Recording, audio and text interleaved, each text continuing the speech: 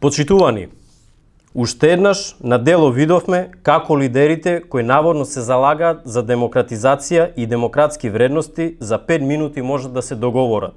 За жал, партиските интереси секогаш им се на прво место на сметка на интересите на граѓаните и демократијата. И видовте, без око да им трепне, си се договорија за избори, а за изборниот модел молк. И разбирливо, тие мислат дека тоа не им одговара, оти така ќе им се растури султанизмот.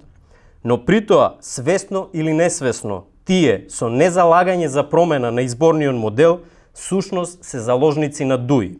И тука е играта на двете партии кои во прв план им се функциите и фотелите, а граѓаните ги лажат дека се залагаат за демократско општество.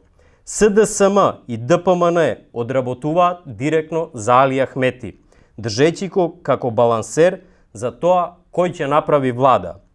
А ако се изгласа промена на изборниот модел и имаме една изборна единица, тогаш во парламентот ќе влезат повеќе политички партии и ДУИ нема да биде толку силно како што е сега и нема да може да ги оценува и едните и другите. Ова се неверојатни стратешки грешки кои завршуваат со нови и нови барања од страна на ДУИ.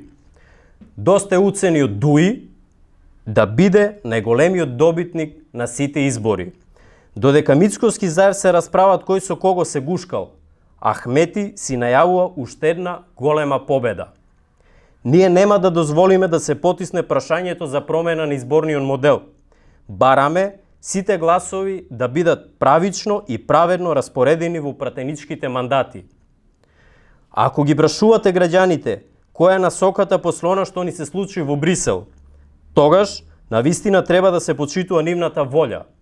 Волјата на оние кои очекуваат демократизација на нашата земја и нашето општество.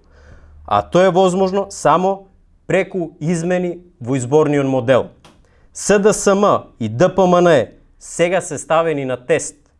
Или ќе се изборат за демократски вредности, или нивната борба и натаму ќе биде за наклонетост на Ахмети и ДУИ.